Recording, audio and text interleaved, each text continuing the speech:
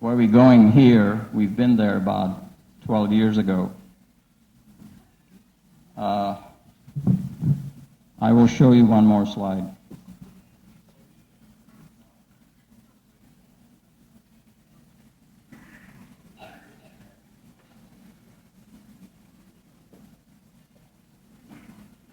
Superimposed on the enrollment is the budget.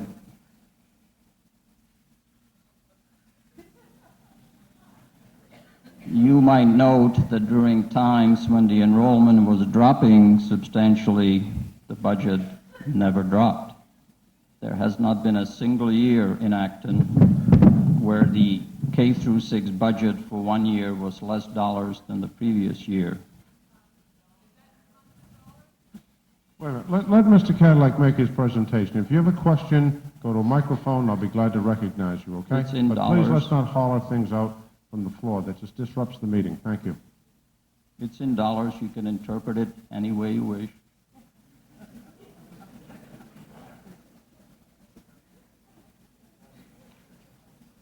I don't expect to change any minds, but I would tell you one thing. This article has as part of it, I back up on that.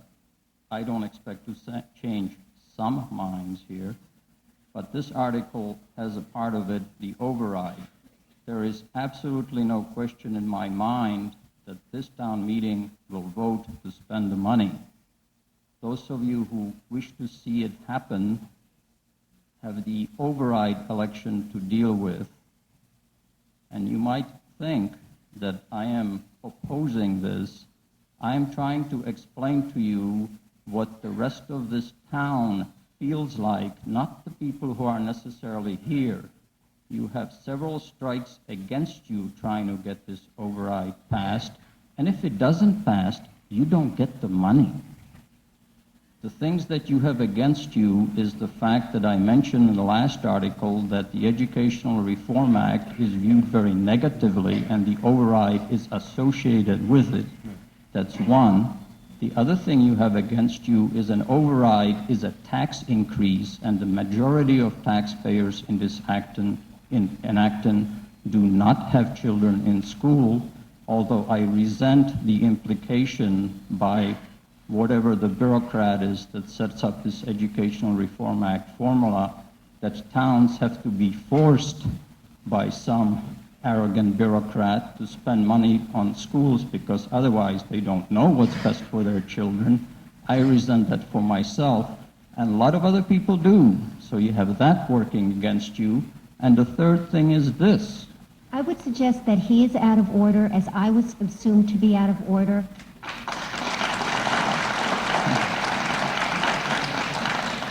You're raising a point of order asking if Mr. Cadillac's out of order. Well, I've given everybody a little bit of leeway. I really don't think he's out of order. This article deals with the override. I'm talking to the override. That's part of this article. If I repeat, if the article doesn't pass, if the override doesn't pass in a special election, the money's not there. The increase in the budget is what's working against the presumption that additional money is needed, because over the years we have increased the budget in that period of time by a factor of 20.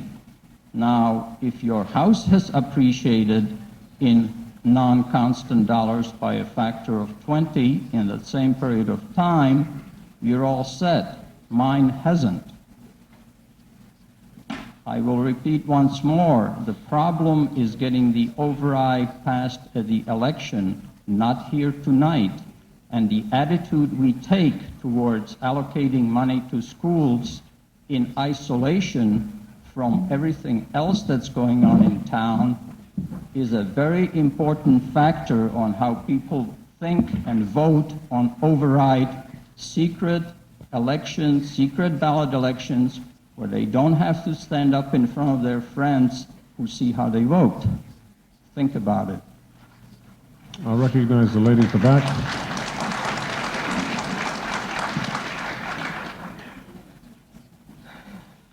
Cindy Silverman, Tuttle Drive. First of all, I would like to commend the school committee for a very excellent presentation, which I thought was very clear on exactly where the dollars will be spent. I trust that the dollars will be spent as they were indicated to me. As I was listening, I was a little concerned about various positions, full-time and part-time, that were stated to be added to existing positions, and I was concerned that people would feel perhaps that I would like to stress that this does not mean that we are restoring our education system to the old glory days. There are many programs that have been cut. These additions, as they are called, are to accommodate the growth in the student population of the equivalent in the next 5 years of 500 students. We cannot ignore that. We have, with the addition of these students, we will lose the opportunity for the choice revenues. I also took note on one of the graphs that it looked to me, it was kind of hard to see from the peanut gallery, that about $200,000 can be almost directly or indirectly attributed to parent fundraising and parent volunteering. I remember from last year's meeting that parents with children in the schools were challenged to increase their level of involvement and commitment, and I think that was certainly evidenced on the graph, that the level of involvement from the parents is extraordinarily high. I would also mention that an entire faculty of one of the elementary schools here is putting on a show which they have spent hours of after-school time preparing for, which they stand to raise about $6,000 for, shows the loyalty and dedication on the part of the faculty.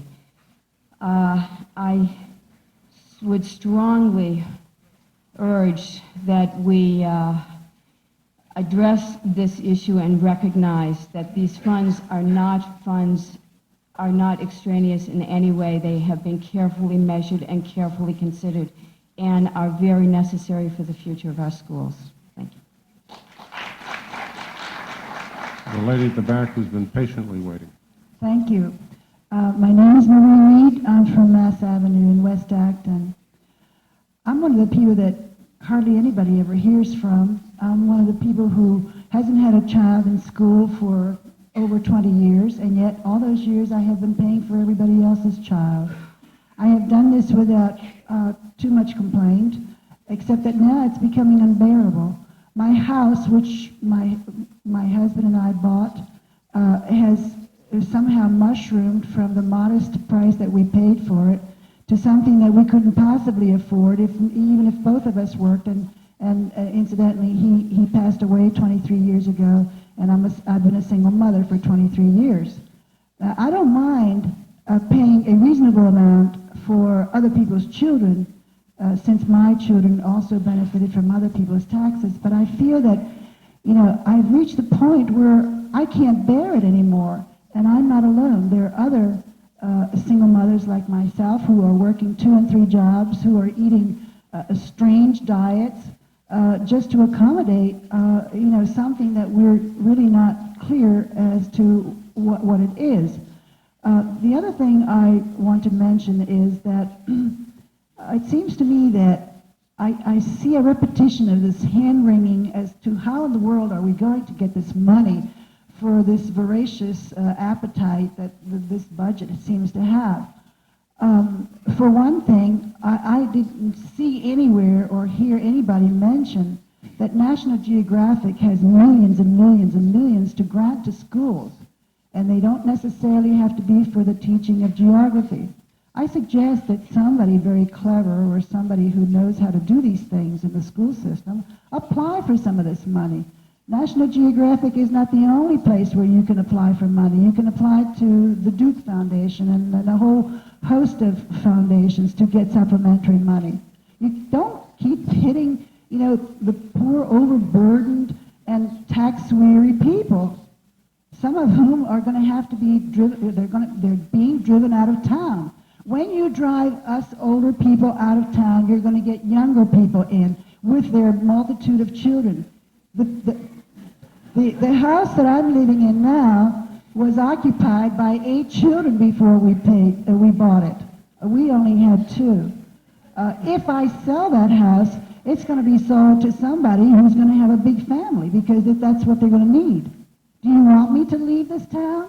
Do you want me to go somewhere else? Thank you.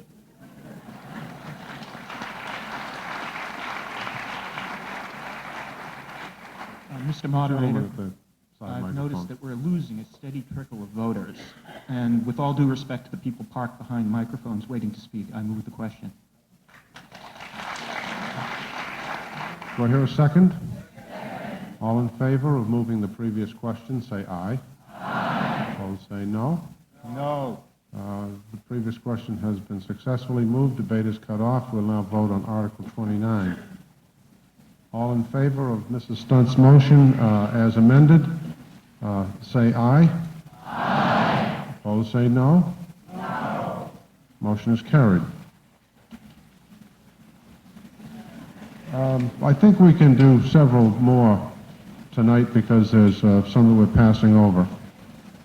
We're passing over Article 30, that was on the consent calendar, I believe. Article 31, dealing with the West Acton Citizens Library. Mrs. Lenacek moves to take no action. Do I hear a second? It's been moved and seconded. Mrs. Lenacek, you may wish to speak, or someone may wish to speak to this motion to pass over the West Acton Citizens Library.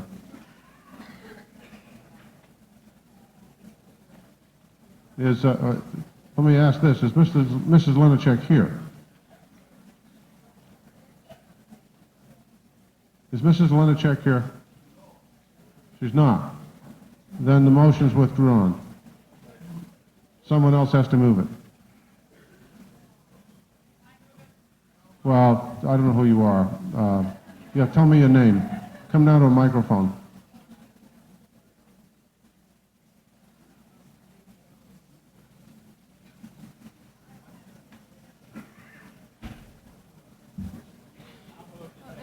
I believe that if Mrs. Lenacek is not here, that I'm sorry, what is your name, please? Tara Fredericks, I live in Nagog Woods.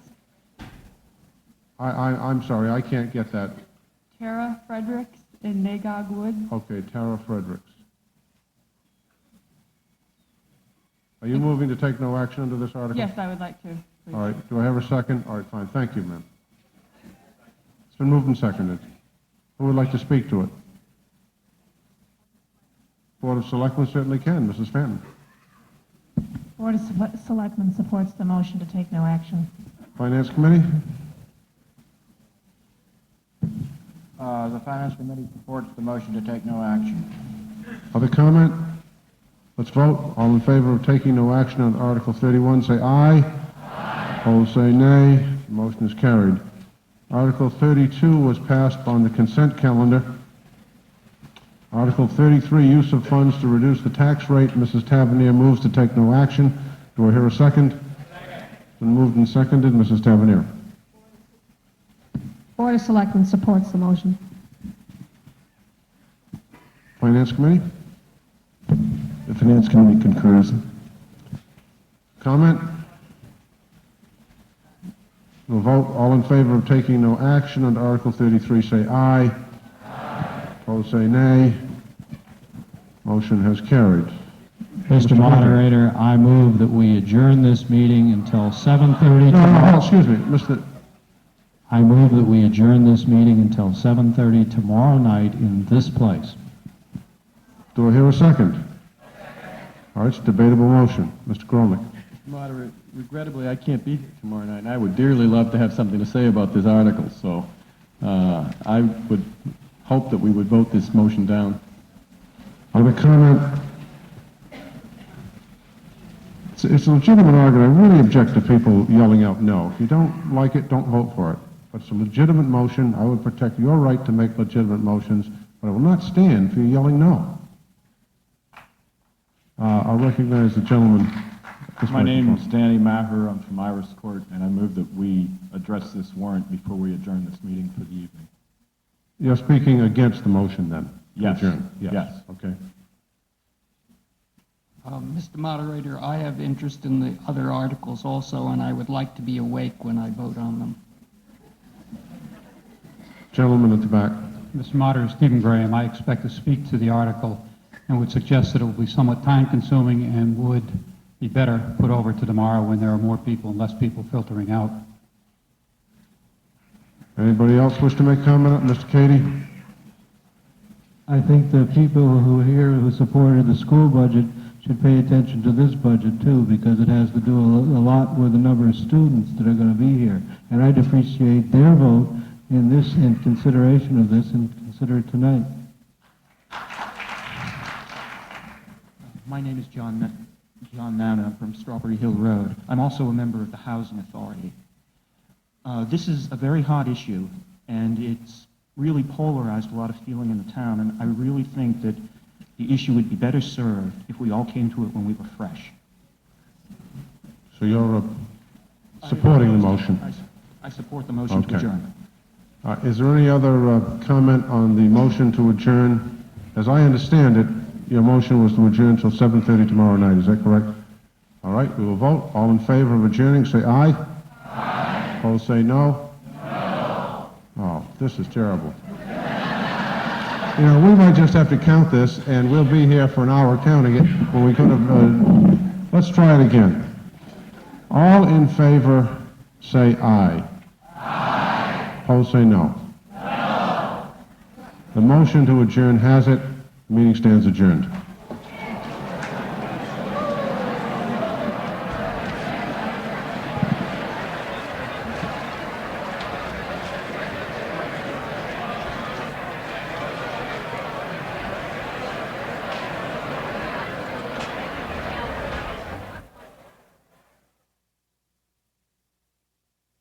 Study, analysis, public input, and town meeting endorsement. This article does not ask whether or not the town supports affordable housing. That decision has already been made twice by this body.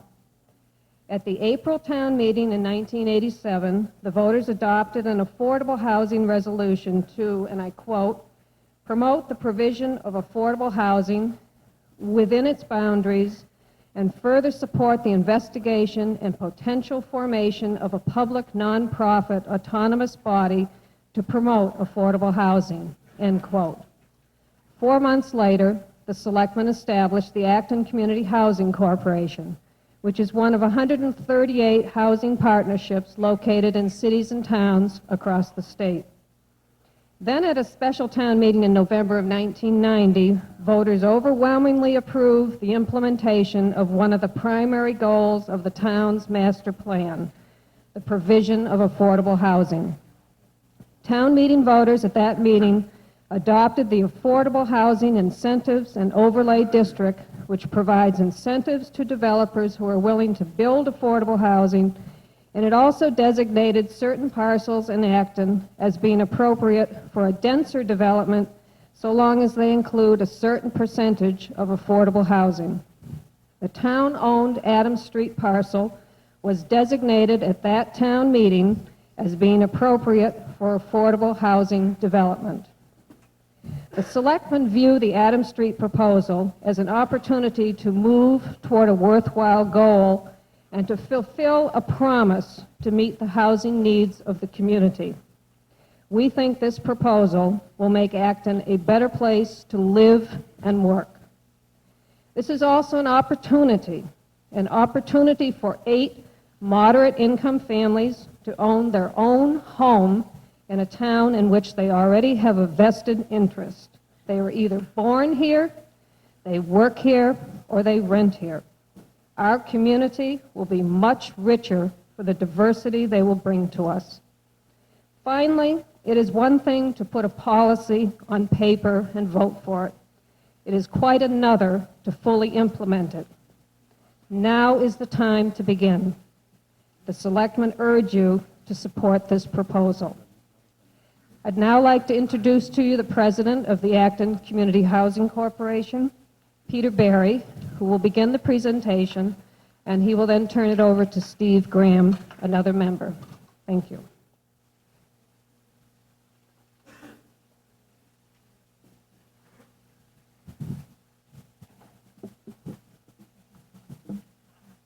Thank you, Nancy. My name is Peter Barry, and I'm a resident of Faulkner Hill Road. What exactly is affordable home ownership? The state defines an affordable home as one that is affordable to a household whose income is less than 80% of the area median income. Boston's area median income is about $51,000. 80% of that is roughly $41,000. That calculates out to the selling price for an affordable home under the state's guidelines of a maximum selling price of $94,500. It currently takes an income in excess of $90,000 to purchase a median-priced home in Acton. The state has another criteria for considering whether a home is affordable to a first-time home buyer, and that is the permanent nature of the affordability. The state requires that these homes be restricted by deed to the resale price so that when the homes are turned over, they remain affordable to moderate-income families to move into. And that's why the condominiums along 2A that are selling for $70,000 are not considered affordable under the state's guidelines. Many of those condominiums are distressed properties selling through foreclosure sales. 5 years ago, those same condos that are selling for $70,000 today were not affordable to the median household income in the Boston area, and that'll probably happen again. These units on Adams Street are a permanent resource to the town to provide affordable housing for moderate-income families into the future. The concept that the ACHC has put together would also provide a profit from the sale of these 8 units at $94,500 apiece. And that would provide a pool of funds which the town could use to work toward more affordable home ownership opportunities for moderate income households, using existing properties already located in the town. The ACHC has been in existence since 1986. The state used to have a program of funds available to assist developers, private developers, to provide affordable homes in their developments. And the ACHC has negotiated over the years with private developers in the state to obtain such funds and try to increase the supply of affordable home ownership opportunities throughout Acton. We actually had negotiated resources available through 3 separate developments. One of them was Barker's Pond, which is located off of Parker Street in South Acton. Another one was the North Acton Woods development, and the third was the Great Hill development. Well, with the collapse of the Massachusetts Miracle, none of those deals ever came through. And because of the recession and the state pulling the plug on state funds, there have been no new permanently affordable home ownership opportunities developed in Acton since the ACHC has been in existence. And for communities where the housing stock in the community is less than 10% affordable homes under the state guidelines, state law allows private developers to obtain comprehensive permits, which essentially can override local zoning bylaws and allow the developers to build with greater density than normally would be available under local zoning bylaws, or greater height, or less setbacks, disregarding local zoning bylaws as long as they provide affordable home ownership opportunities. or affordable housing opportunities. Acton is currently at 2% affordable housing opportunities in our housing stock. That 2% consists of the units that the Acton Housing Authority owns, which are all designated as rental units for low-income, very low-income households. That's the Windsor Street development and 27 condominiums that the Acton Housing Authority owns throughout town, and the family units and the elderly units over off of Sachem Way. So this proposal would allow us to show the state that we're making a good faith effort to move toward the 10% state law goal. I want to go through the article and point out how carefully drafted it is to protect the town's interests. First of all, the article limits the number of units which could be constructed on this 4-acre parcel on Adams Street to 8 units. In fact, it would take a special approval of the planning board to increase the density from 5 units under the zoning bylaw to the 8 units. But in no event could there ever be built more than 8 units on this parcel under the article as it's drafted. The article defines who's eligible for these units and gives preference for persons with roots already in Acton. State law also requires that any town, before any town conveys town-owned property, they go through a request for proposal process. And the article reflects that state law requirement. It requires that no conveyance can occur until a qualified developer has been chosen based on a competitive selection process, and details what the selection process should include. So the town would have control through the RFP, which would be developed with town input by the Planning Department and the Board of Selectmen.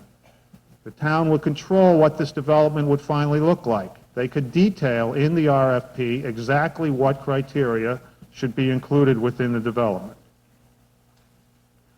The article also requires that all boards which have jurisdiction over development would have to approve the development before conveyance could take place. So this ensures that the development would comply with all town bylaws, health ordinances, and other statutes which apply to development.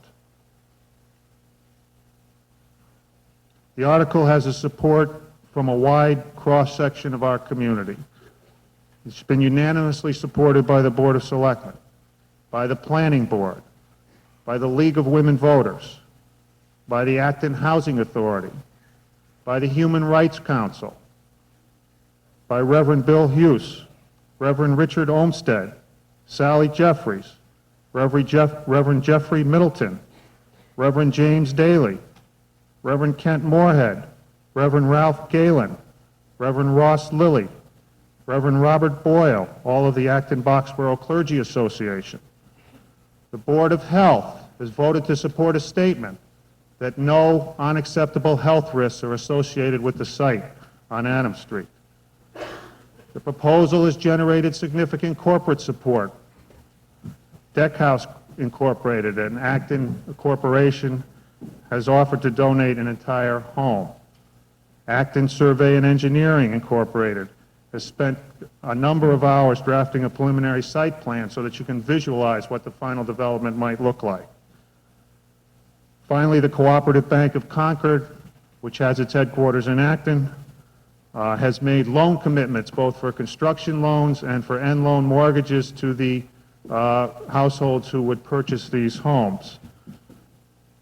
All of the homes would be pre-sold so that no development would take place until the final purchasers were already qualified and had put down payments and obtained their mortgage commitments. So with that outline of the proposal, I want to turn this over to Steve Graham, who will give us some more details about the actual development.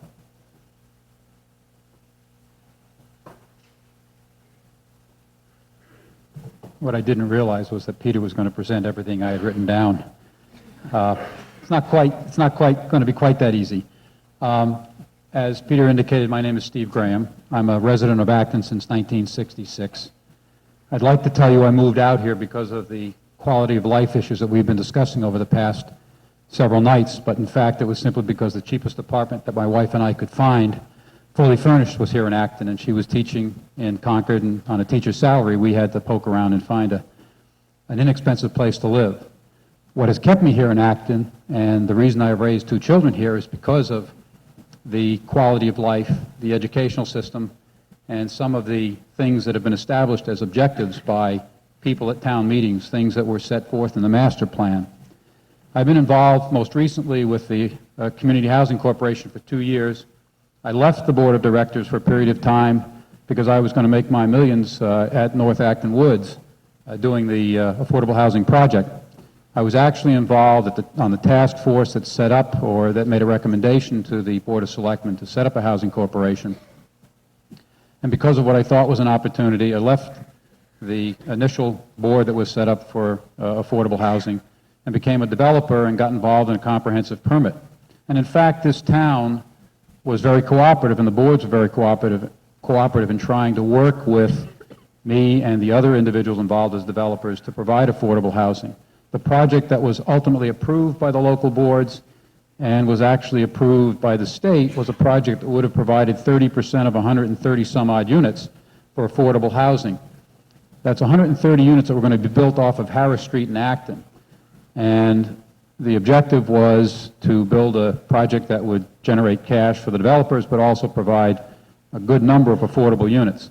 The comprehensive permit is still a vehicle that is used in some areas. This town has chosen to adopt a plan and a policy and a position which would try to buffer that sort of development, and that is to establish affirmative action to provide affordable housing. The initial attempts by the Community Housing Corporation were at working with developers who already had or were submitting plans to the town, and to work with them to ensure that the development that was being proposed was the most acceptable and would provide affordable housing units.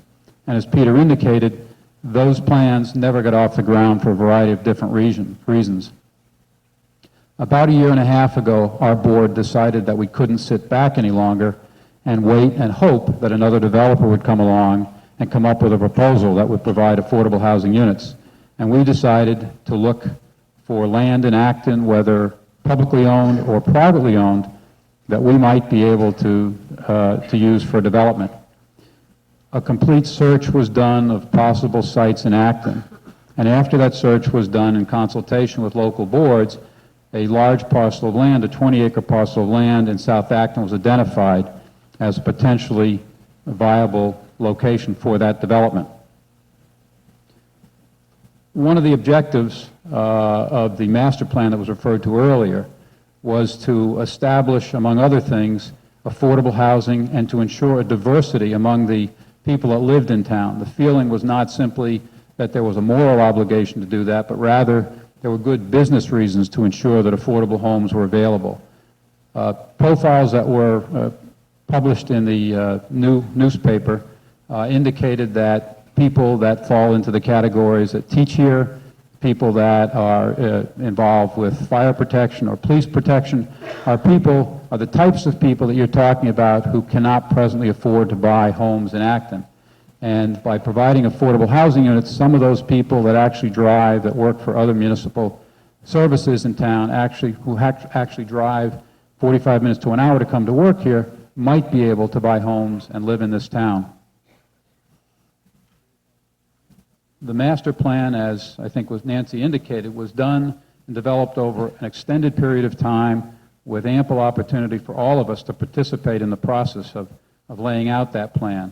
A portion of that plan was a component that dealt with affordable housing.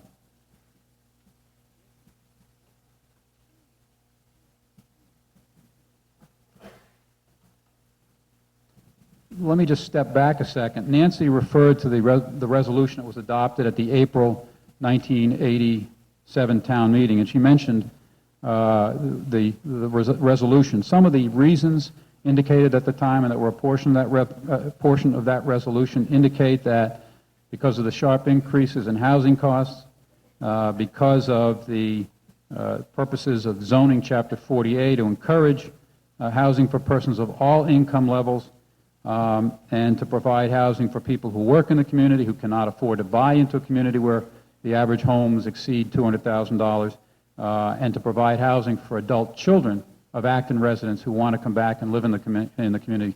Those are some of the reasons that the resolution was finally adopted for affordable housing. And that was done at a town meeting after due consideration.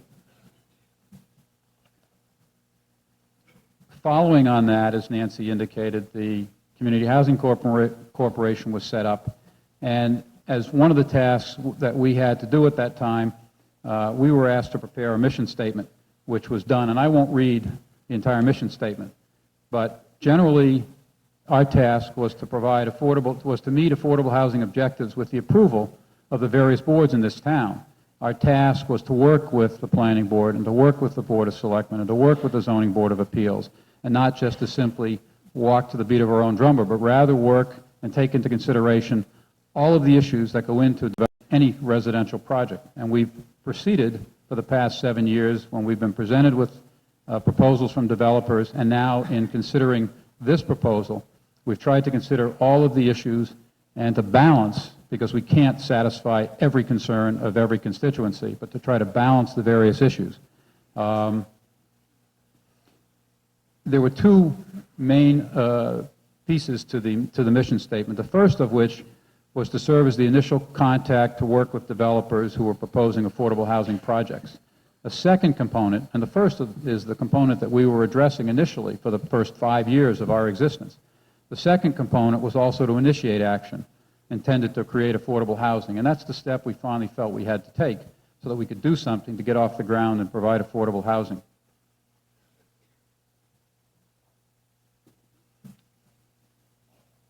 As I mentioned, there were 6 primary goals of the master plan, a master plan that was developed after careful consideration by the people who live there, whose values and whose interests in this town and objectives were all taken into consideration.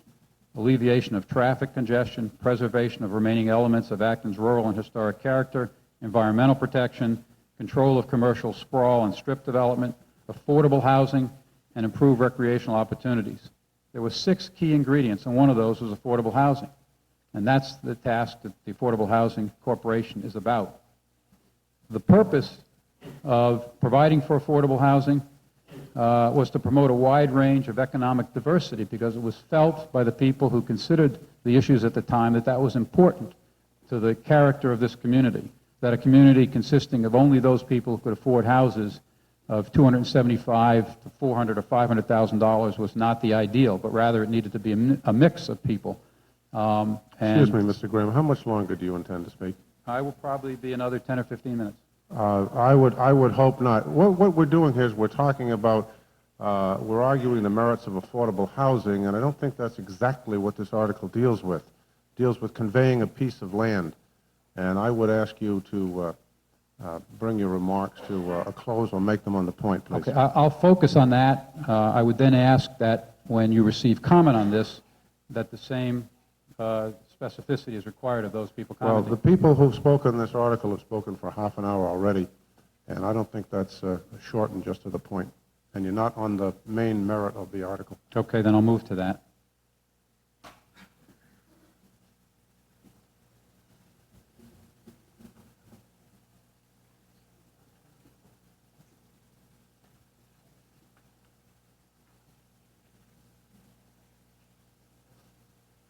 The piece of land in question is a small piece of a 20-acre parcel. The parcel in question is in South Acton on Adams Street, and it starts at this location and extends down to this end, which is near High Street. This land was originally acquired by the town of Acton. It's a 20-acre parcel, was originally acquired by the town of Acton for a sewage disposal plant. As part of the consideration of which parcel that we would consider approaching the Board of Selectmen, we spoke with the Board of Health and were assured that this parcel, if it were ever used for a sewage plant, would never use the entire parcel. And in fact, from the next diagram that I'll show you, the topography is such that it doesn't lend itself to that purpose. The original proposal by the Community Housing Corporation was to request that the Board of Selectmen set aside 10 acres, roughly where my pen is, And the thought was that we could just divide up under current zoning those 10 acres into 1-acre lots and put single-family homes on each of those lots. After meeting with the town planner and after meeting with residents of the Adams Street area, it was clear from the residents certainly and from the town planner that he would prefer to see a development that was not as sprawling, did not cover a 10-acre parcel. We revisited our plans and were able to come up with a plan that will involve using a 4-acre parcel, which is in the area where my pen is, and we limited the number of homes to 8 units, and we went to more of a cluster development, and I'll show you a diagram of that shortly. So the concept was to reduce the maximum number of units, which, based on the maximum affordable housing overlay, with the approval of the planning board, could have been 5 units per acre. The reason we capped it was because of concerns expressed, and so the parcel in question is this 4-acre parcel in this area.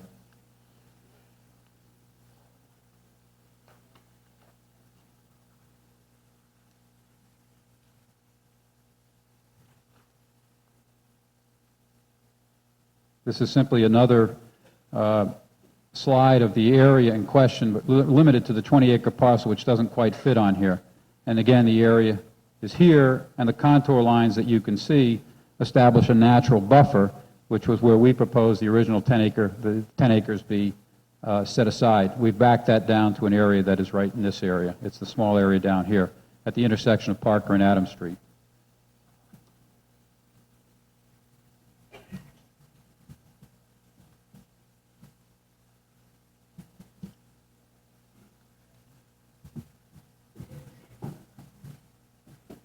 Looking up Adams Street from Parker Street, that's what you see. The woods on the right are the area where we would propose that the 4 acres be set aside.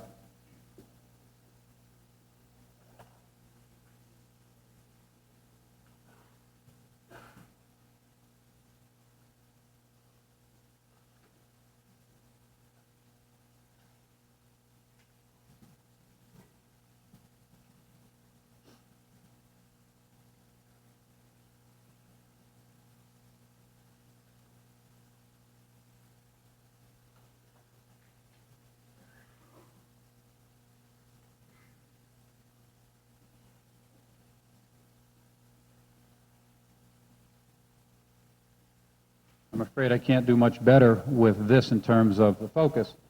Can the lights be dimmed just a little? It might help. The 4-acre parcel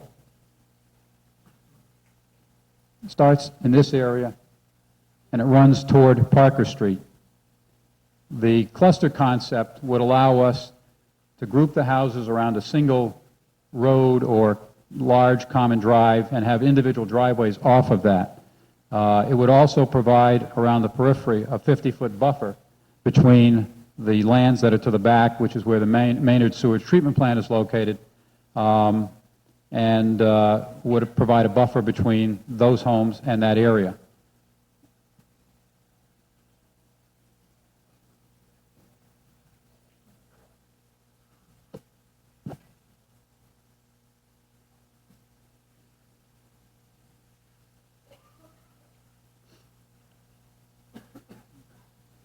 So that it's perfectly clear, because an issue or issues have been raised about the proximity of this development to the sewage treatment plant. The closest house in the development would be over 300 feet, which is obviously greater than the length of a football field, from the Maynard sewage treatment plant. We would expect that in marketing the project, any disclosures required of the proximity to the plant would be made to prospective buyers. And as with those people who have purchased homes on Maylet and along Adams Street, the plant has been there for some time. People would have the right to buy or not to buy in that area. We do not expect, given the initial indications of interest, that there would be any question that we could sell 8 housing units. The initial inquiries have come and initial applications or information have come from approximately 22 or 23 families, I think, Betty, many of whom are either employed or currently reside in Acton. A few of whom would come from outside of the Acton area. The arrangements or the lottery system that can be used to satisfy the local initiative program that the state imposes restrictions on would allow us to provide a preference to 70% of the buyers from Acton or work in Acton or employed in Acton. The remaining would have to be chosen from a larger pool, although those who are not selected in the initial pool could be put back into that. So the number of people who either work or reside in Acton who might be able to buy would probably exceed the 70% that the state requires. The Board of Selectmen, by the way, if it chose not to follow the LIP guidelines, could specify in the request for proposal that Peter mentioned that 100% of the units be set aside for affordable housing and for Acton residents and or employees. And that's something that will be discussed in the process that the Selectmen will have to go through, the three-step process in approving this project.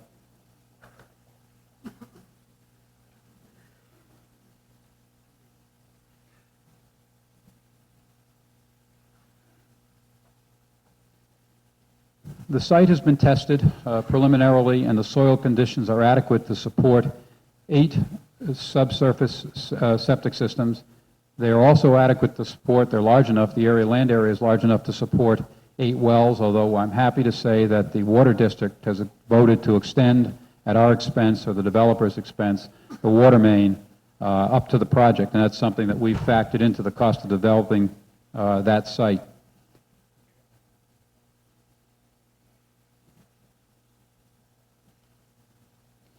The homes that we would hope to build, and it's not necessarily, as Peter Berry described, the process by which a developer is chosen is through a bidding process, the terms of which are established by the Board of Selectmen.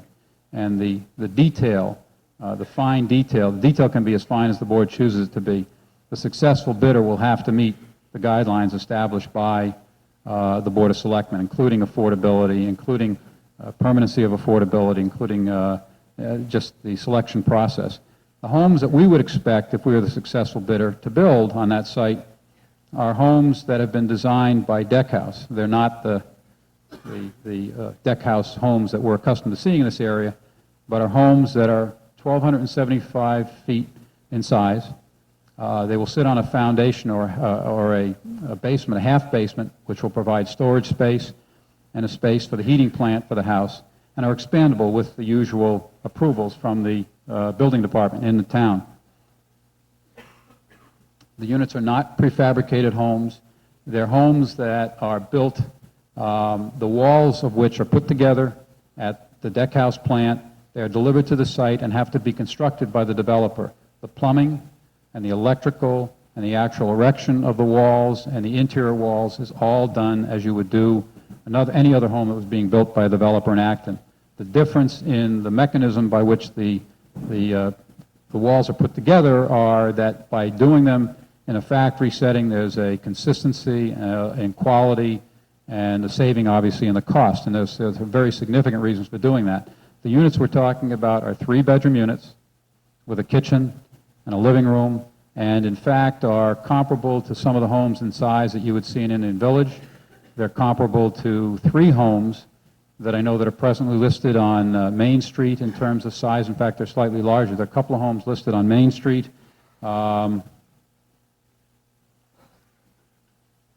Haywood Road and Brucewood Road, each of which are actually smaller in size than the proposed house, and each of which are selling for $164,900, $179,900, and $202,900. So we're talking about homes in size and appearance that are comparable to some of the more modest homes in this town. They also happen to be twice the size of some of the condominiums that are being sold for $35,000 and $40,000 in this town. They stand alone. They're not attached, obviously, and that's one of the features that we think is attractive to people who are interested in affordable homes.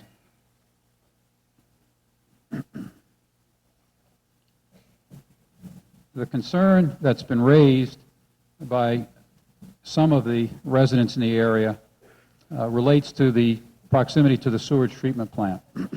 Prior to starting or making our proposal to the Board of Selectmen, members of the Community Housing Corporation Board met with the Board of Health to determine whether, in fact, there had ever been reported instances of problems from the odor. There were none at that time reported, and to date, I believe, other than a recent report which turned out to be a failing individual sewage treatment system, There are no reports that have been made regarding problems in the area. I'm not suggesting that there may not be.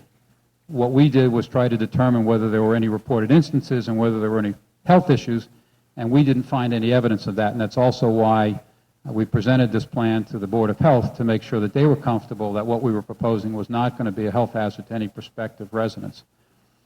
We also asked, or the town manager asked, that Dean Charter, the municipal properties director, address the issue and try to determine whether there was any information which would indicate that by the removal of some of the trees on the site, that would increase the problem if it did exist in the area.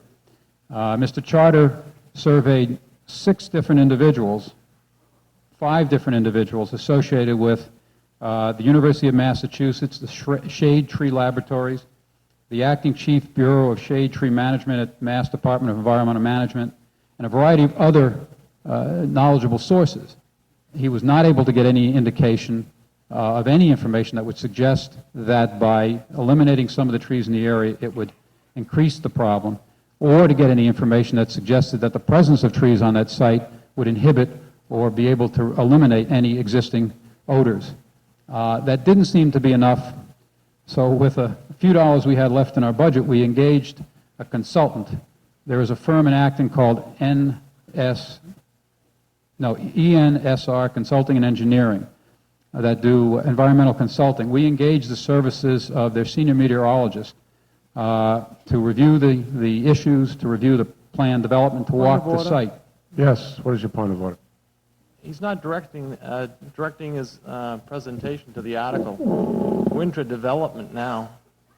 Well, I think it's related, but I think your point is a good one. Mr. Graham, you said 15 minutes ago that you'd be finished in 10 or 15 minutes. How much longer do you intend to speak?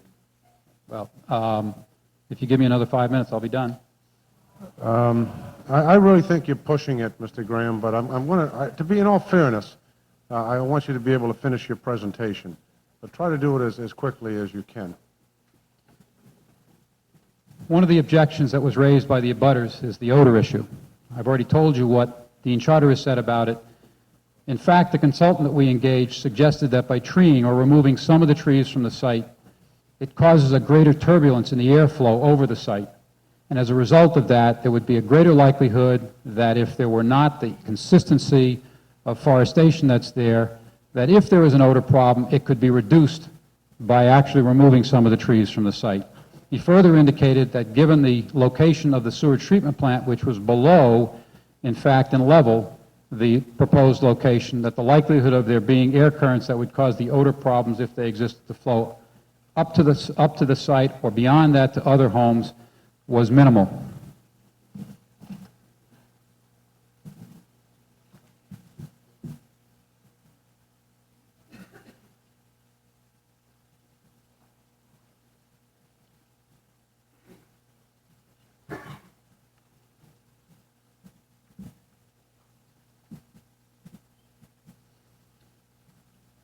The concern of ours and of those people who live in the area was that by providing 4 acres for affordable housing, we'd be diminishing the area available for recreation.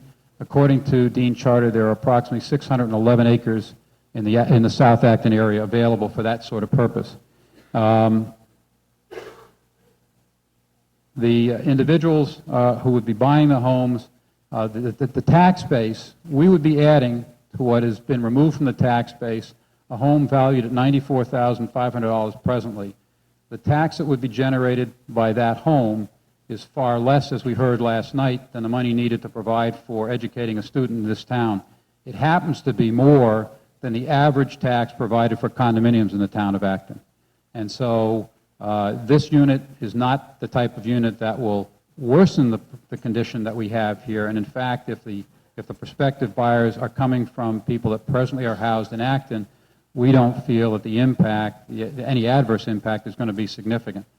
We've spent a lot of time in considering all of the issues, trying to be considerate of concerns that everyone has, including the South Acton area residents, and we feel that the project as proposed provides the town an opportunity, provide 8 affordable housing units, has a minimal impact on the immediate area, and is of substantial value to the town of Acton. Thank you.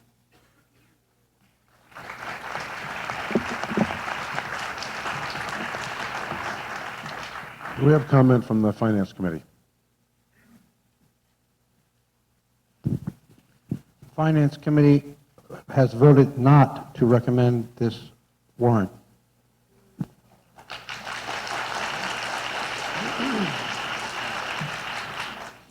Is that the full comment from the Finance Committee? I mean, it's all right if it is. I just want to know if it is. Well, yes, I'm prepared to discuss our reasons if that's Well, appropriate. whatever you wish to do. I don't want to put words in your mouth and make you say something you don't want to say, but someone's going to ask you why. We'll respond if questioned. All right. I'll recognize the gentleman at the front microphone. This is a con microphone, I believe. Yes. Yes. Bruce Hedrick, Mailer Drive. Is it all right if I just turn this way? I'd prefer to face my fellow citizens. I'm here representing a group of neighbors, not just from one or two streets, but a whole group of individuals who are opposed to Article 34, and I want to commend them publicly for all the tremendous effort that they've made in making this an issue of knowledge to the whole town. First question I'd like to ask is there any housing available in Acton for under $100,000? Because this is part of the issue that they're talking about. People can't come to the town and buy in the town. You received, or you might have picked up, a flyer that we produced. On the bottom of the flyer, we give you some information regarding housing stock in the town of Acton. You'll find out that in 1994, there were 684 parcels with housing. Of this, 1,484 were condos. Clearly, 1/4 of the entire housing stock, with an average valuation of $78,272. Some quick math indicates that well over 10% of Acton's housing costs less than $100,000 using the condo figures alone. However, the state of Massachusetts says housing meeting the 10% guideline must be subsidized or have a permanency of affordability to count. So, even if all the stock in the town was valued at $78,000, none of it would count toward the guideline if it was not subsidized or locked into an arrangement which would not subject the property to free market forces for 25 to 30 years. Thus, in the eyes of the state, only 2.3% of our housing stock can be technically listed as affordable for moderate income households at this time, despite the abundance of affordable housing within the town. Thankfully, the state is not like Big Brother about this guideline and has no funded agency which actively pursues towns not in compliance. It is a guideline, not a mandate. No target dates or automatic penalties are established. In fact, the act is entitled an act providing for the construction of low or moderate income housing in cities and towns in which local restrictions hamper such construction. I don't think we're hampering such construction. According to the legal department of the Massachusetts Housing Appeals Committee, all towns under the 10% guideline are of equal non-compliant status. At present, only Lowell, Lawrence, and Holyoke exceed the 10% guideline.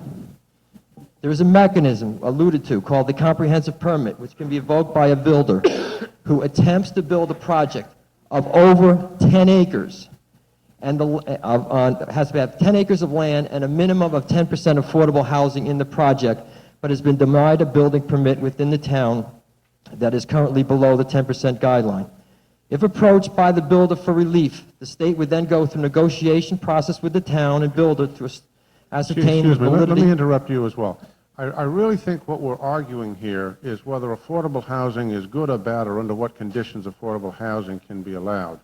I think what we've got in front of us in this article is a discussion regarding whether we convey a certain piece of land for affordable housing. Yeah, Mr. Moderator. I'll give you a fair amount of leeway, but I really wish people would discuss what we have under discussion in the motion, or what we've read in the motion, and I don't want to have broad arguments pro and con affordable housing. Because it's not what we're here to discuss. I understand that, Mr. Okay. Moderator, but what I'm trying to indicate is that the urgency for the building of this land, for the use of this land, for the building of the houses, does not necessarily exist in the eyes of the state, and that there is available housing within the town. And I'll be moving more specifically to the I really wish you would confine your remarks, both pro and con, to the article under discussion, and let's not have a discussion of whether affordable housing is good, bad, or indifferent. Go ahead. Okay. Within the Acton Master Plan amendments for zoning changes approved on the Monday after Thanksgiving in 1990 by a vote of 112 to 15, the famous 90% mandate, it states, in the event that all the land designated for the overlay districts were developed fully utilizing all incentives provided, Acton would have achieved approximately 6.8% in affordable units when fully built out, or 7.9% if the North Acton Woods, Great Hill Village, and Barker's Ponds projects are built as approved. A more realistic scenario, assuming that 50% of all the incentives would be utilized, would bring Acton to approximately 4.2% or 5.3% if the 3 projects listed below are built. Now, if you read the various town reports, you'll see a long series of laments and struggles that the ACHC has gone through in trying to provide housing sites for their development. We finally see that in the last year, they chose the Adams Street site for reasons of land availability, permeability of the soil, and most importantly, a hoped-for free gift of land by Acton town voters. Without this free land, the proposal would be dead on arrival. The pot was sweetened by the conditional donation by Deckhouse of the materials worth $16,000 for one 3-bedroom house, construction cost and batteries not included. Should the ACH be chosen as developer, the 7 others would be purchased from Deck. So here we are at Adams Street, and what do we have? A proposal to build 8 homes on 4 acres within clear sight and smell of the managed sewer treatment plant, which processes 1.5 million gallons of sewage a day, and near a part of the Assabet River, which even the ACH admits stinks at times. I challenge each person here supporting this proposal to first publicly state their willingness to have a similar sewage treatment plant next to their homes if you believe the site is important. A similar challenge was offered to the ACH members in October and had no takers. We have our sewage treatment plant already, and are only asking that we be afforded a reasonable and compatible buffer from it. I would like to remind Acton's people that the septic problems may require a facility near you, since the state will not allow any more sewage treatment plants on the Assabet. When we were first informed of the proposed project, we immediately realized the potential for seriously degrading our local environment. From day one, we opposed any construction on this site, regardless of its cost, $100,000 or $500,000, since it would remove our vital buffer. The Adams Street land supports a mature forest of maples and oaks, which provide a much-needed relief from the sights and smells of managed sewage treatment plant. The plant will be expanding to meet the state's required upgrade for phosphate and ammonia control. Maynard's proposal, filed with the state DEP, includes 3 more rotating biological contactors, RBCs, and a chemical treatment facility to be placed in the area closest to the proposed site, which was reserved by Maynard for future use. The cost would be $1.5 million, to be completed sometime in 1996 at the earliest, pending funding and final approval.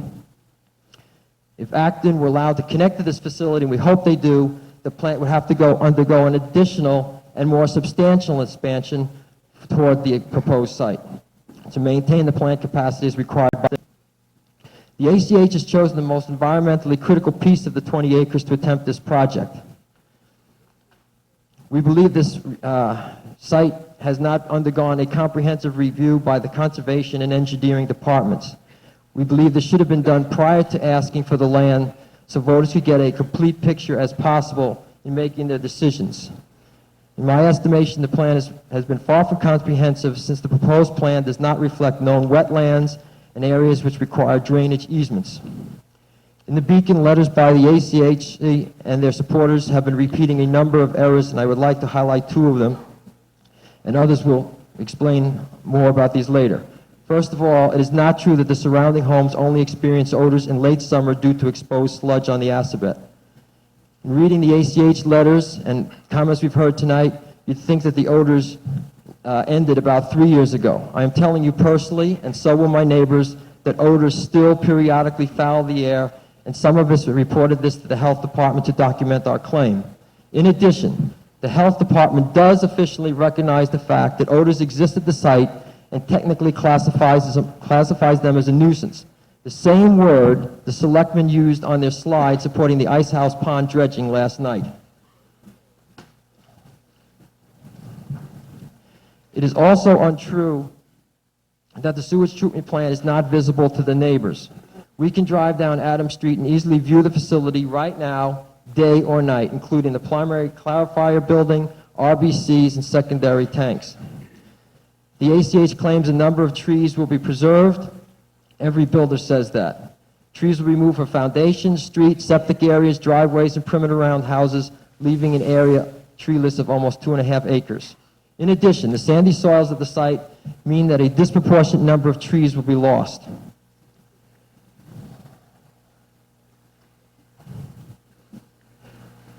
While we may argue over the precise source of every odor, the fact remains that foul smells often permeate the air and will not cease in the presence of approaching homes. I doubt that the potential buyers will be given an accurate report of odors and the plant expansion when our own complaints have been ignored. We are certain that the development on this site will increase the frequency, intensity, and range of odors already reaching our homes. In addition, these woods are a recreational area for us. They provide us a relief from the barrage of lights and sounds from nearby businesses in the shopping plaza on High Street, 6,800 cars a day, Parker Street, 3,600 cars a day, Adams Street, 600 cars a day, and Route 62, 12,600 cars a day. The voters are being asked to give away town assets for the benefit of a few. 8 households would reap the generosity from this town, while the many other town-wide projects go begging. The initial proposal called for 10 acres. We have no doubt if given the land, the ACH will ask for additional parcels using the same rationale. Many of us live in nice homes in Acton because of years of effort somewhere else before we purchased our own homes. This project rewards the luck of the lottery, not the sweat of the brow. There is an irony here, too, in that the town, in its generosity, if it should give away the land, the annual taxes generated of $13,600 would be negated should just 3 new children be enrolled in our schools, since the cost of educating one child is $56,000. If there was one child in each 3-bedroom house, the deficit to the town would be $31,200 a year. 2 children in each 3-bedroom house, the deficit would be $76,000 a year. Last night, during Articles 28 and 29, we were made painfully aware of the impact of enrollment figures on the school budget. The Acton Citizen Register had 2 articles which highlighted the current building boom and the impact on services and the overcrowding situation. One thing I would like to stress, that if the 8 houses that are being built under the LIP program, only 5 of the houses would be available under the local preference. 3 of the houses would have to be made available to anyone from anywhere. And there has to be a process whereby there is a wide announcement of the possible sale of these houses to assure an abundance and variety of applicants, further diluting the ACH's target buyers. There has been a political correctness to this affordable housing issue. Those of us who have been opposed to this issue have been labeled as NIMBY. Excuse me, what is your point of order? Mr. Moderator, we're drifting back into the issue of affordable housing as a general issue rather than the conveyance of this concept. I would tend to agree with that. Fine, I'll move into my final remarks here. Thank you. We describe this present proposal as a blank check. We don't see sufficient checks and balances guiding the project should the town approve the giveaway. Once approved, the process requires no neighborhood input. We've seen the proposal change from 10 houses on 10 acres to 8 houses on 4 acres, going from bad to worse. In their own words of the ACHC, the vote will not approve any particular development plan. It cannot even be guaranteed that the type or make of house shown would be what is going to be built. The warrant is not a warranty. Finally, as we've researched this project, we would like to suggest that there is a solution. And I'd like to give you 20 quick reasons, very, very short, as to why. Oh, wait a minute. It's going to be short. Wait a minute. Excuse me, wait a minute. Did you say, what did you say, how many reasons? 20. 20 quick reasons. Well, I would really appreciate it since we had a 45-minute presentation to begin. This gentleman's been speaking for about 17 minutes. I think we'll give him a couple of more minutes. Can you bring your remarks to close in 2 Yes, minutes? I can, Mr. Go ahead. Murray. And I'm Go right not, I'm ahead. not speaking just as a one individual. I'm trying No, to represent I understand that. Go right Okay, ahead. thank you. First, if the ACH would call John Zaremba at 727-7824, extension 121, at the Massachusetts Communities and Development, they will be talking to the chief architect and fund manager of the $295 million 1993 state housing bill. He has described the funding available as extremely flexible, so that any project with the exception of new construction which adds to the affordable housing stock has a good chance of being funded. We're suggesting very strongly that rehabilitation of housing be pursued rather than new homes. Rehabilitation would not further burden Acton taxpayers. It follows the state direction, since for every $1 of new housing money, which is now frozen and which was designated for low income and elderly, there are $9 available for reconstruction.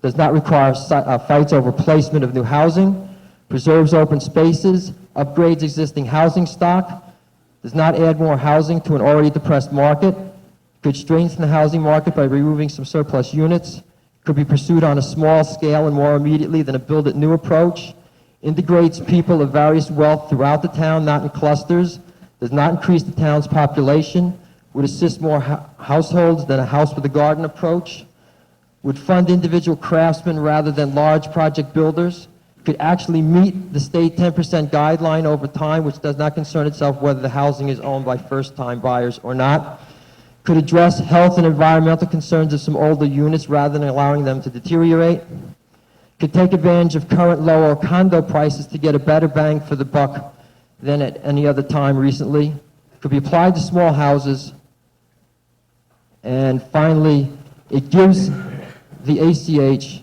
the message that we would like them to pursue a policy that benefits the entire town in a tangible way, not just a small group of lottery winners.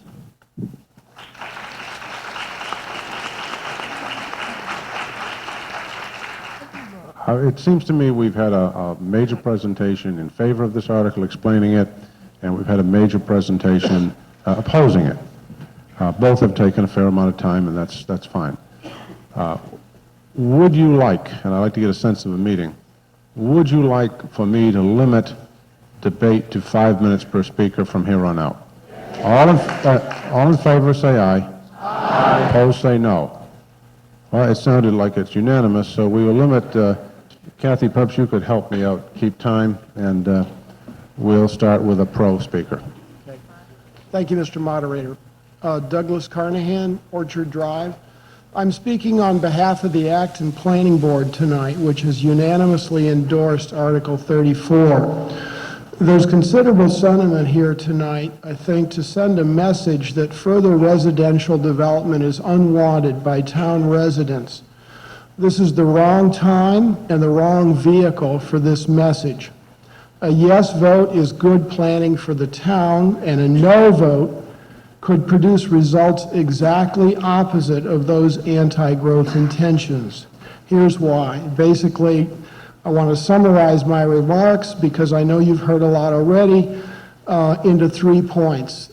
This article is very much about a master plan and very much about the need for economic diversity in housing.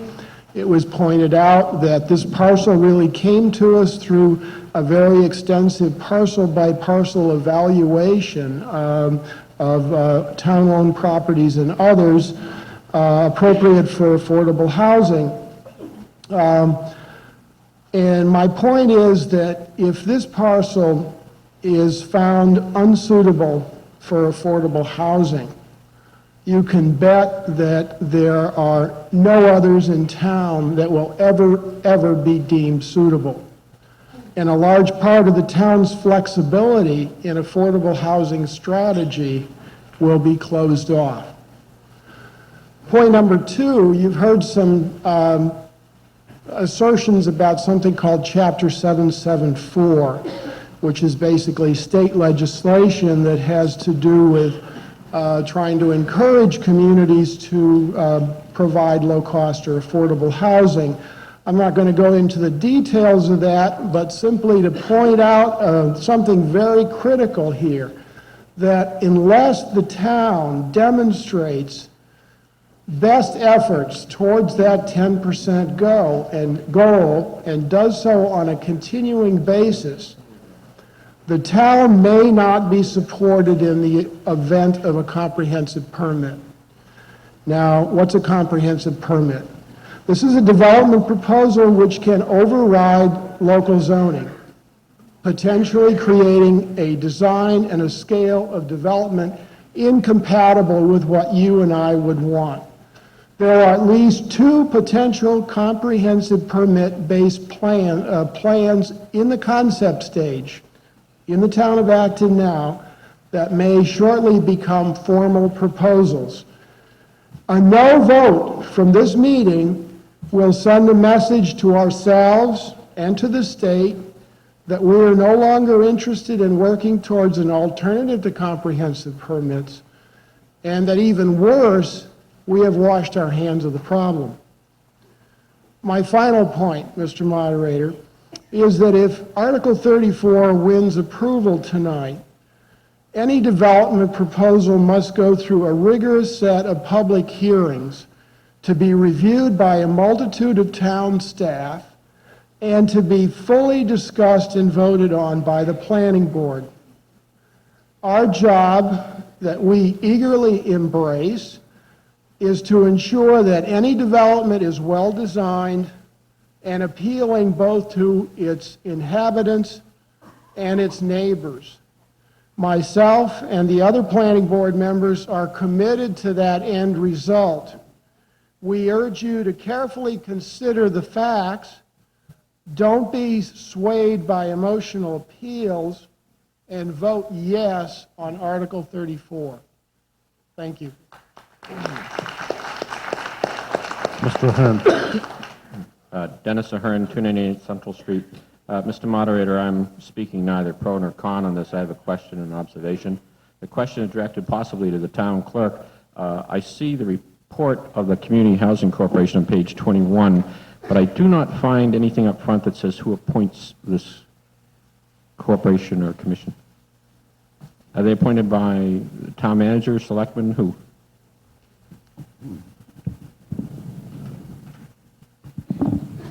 Mrs. Tavernier. This is not a formal town board. It was established by the Board of Selectmen as a private nonprofit corporation, which means it has a board of directors. We are designated as special municipal employees when we're performing the function of the Acton Community Housing Corporation. Thank you. My only observation is this flyer, I'm not sure who put it out, but it's the one that says vote no on Article 34. I was a bit puzzled by this listing of residential class parcel counts, and I guess I finally figured out that they do not consider rental apartments to be of any meaning in this. This must have something to do with ownership only. So That's correct. That's from yeah, taxes. yeah. So that quite kind of puzzled me because it seems like there's a lot of affordable housing that people rent and do not own. The lady at the back microphone. Barbara Yates, 12 Whittier Drive. I'm speaking both as a private citizen and the chair of the Acton Housing Authority. May I first ask the Finance Committee what the reason was for not recommending the article? Mr. Kabikoff. Yes, the explanation is that we came to our conclusion from the financial perspective. In response to our queries, we were told that the value of this property, these 4 acres, the range of the value was somewhere between $400,000 and $600,000, $100,000 to $150,000 an acre, and we simply queried as to whether or not there had been any attempt to solicit the sale for that sum of money or some other sum of money in a competitive situation, and the response was no.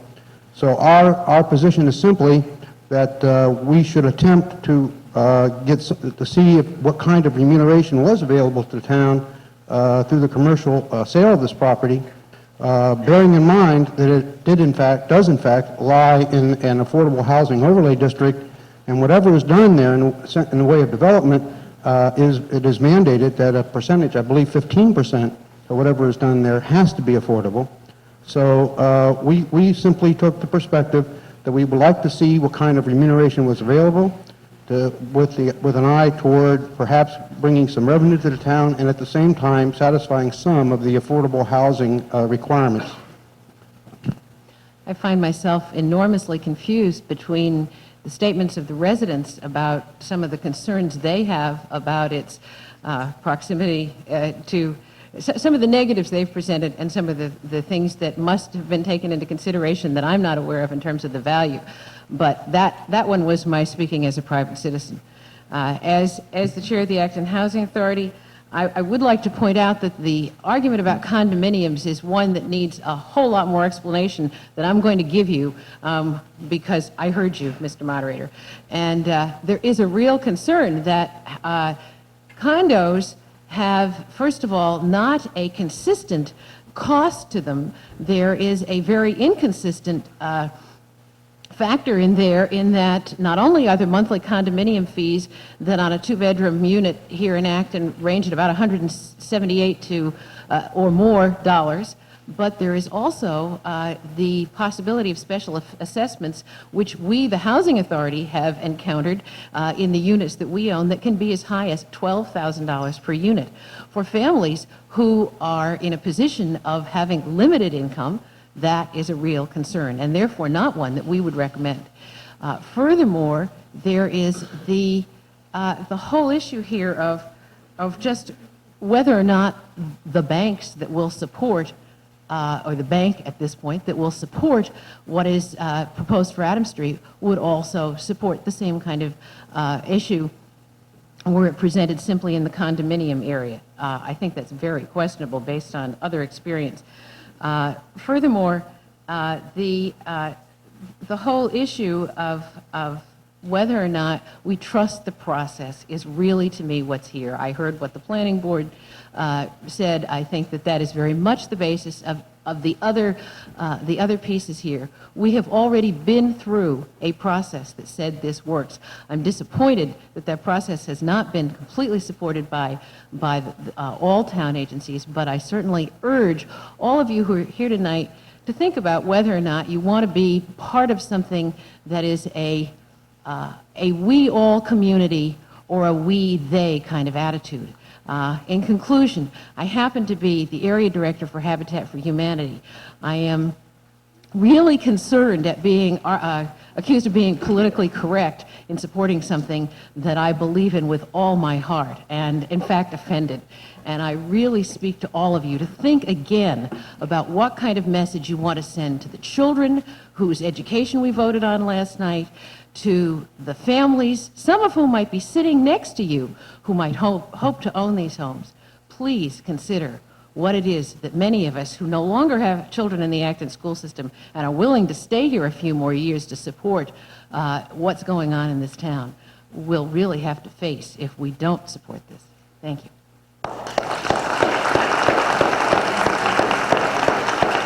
Recognize the lady at the back microphone. I'm Lois Musser, and I think I'm the only person at the microphones who lives on Adam Street. I have lived on Adam Street for 23 years, and believe me, we are reminded periodically that we have a full-blown municipal sewage plant as a neighbor. In 23 years, I've watched that plant grow. I know that Acton selectmen are now negotiating with Maynard to tie into that plant. And as that flyer says, as more septic systems fail, more sections of Acton will want to tie in.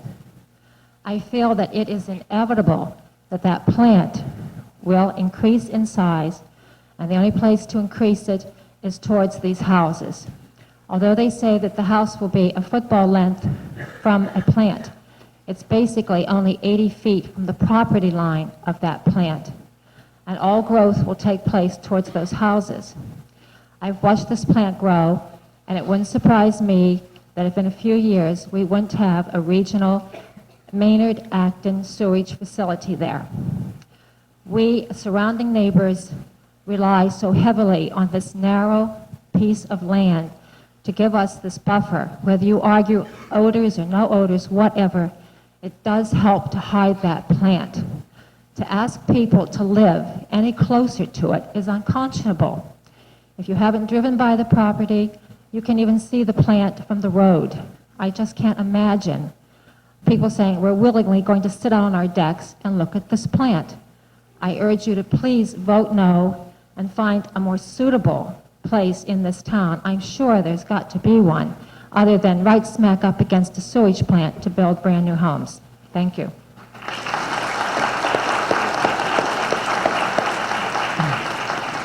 The gentleman at the front microphone. Bert Schaefer, Flag Road. I have a couple of very brief comments and then 4 questions. I have a couple of very brief comments and then 4 questions. My first comment is I have always been a strong supporter of affordable housing, but I do not intend to make this a litmus test of my philosophy. I reject the domino theory that I've heard from both sides. I think historically there's good reason to suspect that we're going to send a message forever in one direction or in another direction, so that good faith is being involved here. I want to vote on this parcel. My questions, 3 of them are to the Acton Community Housing Corporation. 1, if the Maynard authorities were to expand their plant to the farthest extent that they legally could, what then would be the minimum distance between any one of these houses and the plant? That's the first question. My second question... Let's take them one at a time. Well, then I'll use up my 5 minutes. Because now you're making the 5 minutes dependent on the answers. I'd rather give the questions and sit down.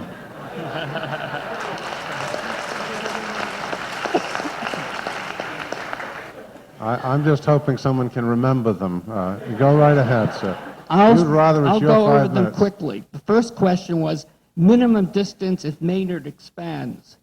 My second question is I am still unclear about what moderate income means. I heard a reference to 80% of the median income of Boston.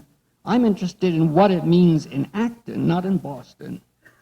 3, I'm troubled by language in this article which seems to me advertising construction of up to 8 affordable units. Now, I understand that on the one hand, that's intended to assure that there won't be density beyond a certain point. But 1 unit is up to 8 units. And this article doesn't say no fewer than and no more than. So I don't know what up to 8 means. And finally, I just want to check my understanding of the Finance Committee. Am I correct? The Finance Committee does not recommend it because they think the town should be getting real money for a valuable asset. Am I correct? Wait, now, do you want the answer now? No, or, I'll sit down. Oh, 4 questions. that was the 4th, but go ahead. Minimum distance if Maynard expands, the definition of moderate income for Acton, up to 8 units, not specifying a minimum number of units, and my understanding of the Finance Committee's objection. Okay, who's going to take the first Mr. of Moderator, 3? could I? Yes, Mrs. Tavernier. I could do number 1 and 3. Do we have the overhead of the Maynard site layout? The expansion of the Maynard plant, you understand they're only taking in more water. It's not like you need a bigger building to do that. They need to add a treatment center, 3 RBCs, and a chemical building. Those 2 red outlined areas are the proposed total expansion of the Maynard treatment plant, and that will give them adequate capacity to the year 2010. That is the extent of the expansion that is proposed, the red outlined buildings. Question 3 was, okay. No, go ahead. Let's come up to the microphone again. Let's get Okay, Mr. so the Schaefer. minimum Let's get your distance will question be the answered. same. It'll be 350 feet. No, excuse me. Your Mr. Schaefer, ask your information- question again. Question 1. If the Maynard authorities expanded that plant to the extent that they legally can, not this proposal, That but to is- the extent that they legally can expand the plant, then what would the minimum distance be? This is useful information. It was not an answer to my question.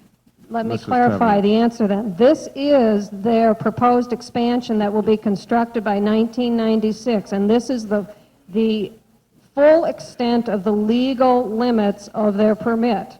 And this is good through the year 2010, and Maynard is 95% sewered, so they certainly don't need to expand beyond that.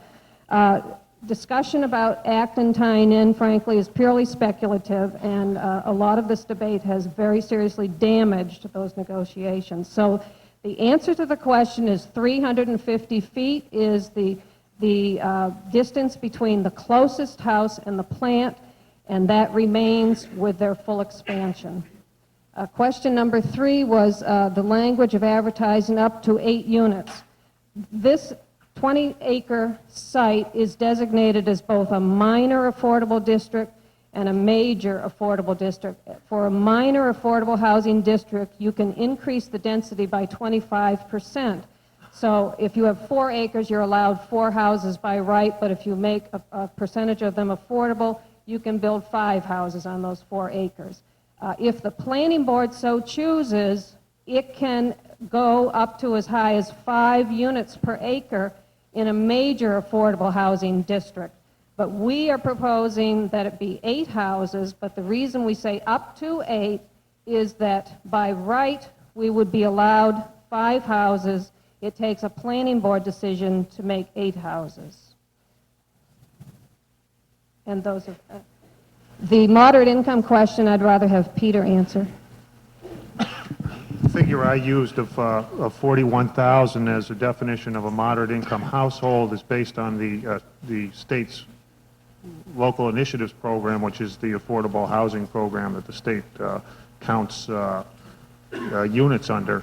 It's based on the Boston mean statistical area, which is I think 60 or so towns contiguous to Boston, used by just about every government agency as a guide for statistics within the Boston area, basically. I don't have figures for what the median income is for a household actually in Acton. Okay, Mr. Finkelman. Mr. Moderator, I'm very confused by the presentation that was... Oh, wait, we have another question. Yes, I cheated the Finance Committee. Go ahead, Mr. Kabikoff. In answer to your 4th question, your understanding of our objection is correct. It is, we look upon it as a valuable resource that perhaps has some value to the town in the neighborhood of $400,000 to $600,000 that we observed in our discussions. That was the approximate value of the override we voted last night, or the approximate value of a fire truck we may or may not have to bond. And so we thought we should take, because of the magnitude of the number, we ought to take at least a look to see if, in fact, those numbers are realistic, with an eye toward the fact that any conveyance of this parcel for that sum of money would still meet some of the affordable housing requirements under the law. Mr. Fingerman. Okay, I was very confused by the presentation that was given to us by the board in front of us. I would ask you to read the motion again, please. The motion is Mrs. Tavernier moves that the land described in the article be transferred to the Board of Selectmen for affordable housing purposes, and the Board of Selectmen be authorized to convey such land to a developer for $1, and on such other terms as they may deem advisable, including upon the terms and conditions set forth in this article. So the warrant words are included in the motion. Okay. I'm very much against this article for several reasons. I think the financial part has been very much underplayed or not stated at all by the selectmen and the board in front of us. I echo the sentiments of the Finance Committee. We struggled for 2 nights worrying about, we can't afford to pay for $25,000 for studies for Kelly's Corner in the library. We had to bond those issues over the next 5 years. And yet we're going to give away a prime asset in the town that's worth, according to figures that we were given by the assessor, $93,000 an acre, or other figures that may go as high as $600,000. Asset sales to make up budget deficits are always a poor idea. The only thing worse than asset sales is asset giveaways. We're giving away $400,000 to $600,000 worth of land so that we can build houses that sell, as we're told, for $160,000, and we can sell them at $95,000, when there are many available condos in town for much lower prices. The argument of taxes, that the condos also don't contribute as much in taxes, is a somewhat specious argument. Those condos are already there, and if they have 2 bedrooms with people living in them and children, those children are already in the school system. New housing will bring in new additional people with new additional students and another burden on the town. I think we have a window of opportunity here to buy and convert condos. Can anyone remember who received their tax bill this week that we had a 6.5% increase in taxes for those of us that own private homes? The reason is the value of condos dropped dramatically. Let's not forget that. We have that window of opportunity. We ought to vote this article down.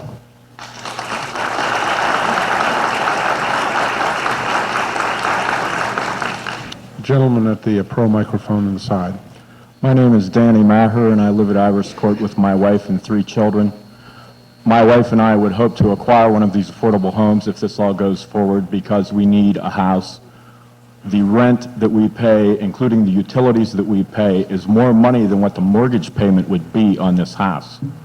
And I would also like to make the comment that, having read all of the letters against this in the papers lately and listening to this specious argument by this gentleman here, that what I believe as a person who wants one of these houses is that the objections to this are based on a class bias, that the capitalist class of Acton does not want to have the working class move into this town or live around them at all. My wife and I, if we had one of these houses... Let me interrupt you, sir. Let me interrupt you. One thing that I really would like to avoid is the audience expressing opinion when someone is speaking. He has a right to his opinion. He's got a right to say it. If people keep yelling no, I'm going to stop the meeting. So please do not do that. You'll have a chance to speak and say your mind if you wish to stand and wait your turn. Go ahead, sir. Thank you. If my wife and I acquired one of these houses, we would add money to the tax base that is not there now. We have children in the schools. We don't mind paying to send them to school and to help to educate them. We like this town. We think that it could be a very nice community.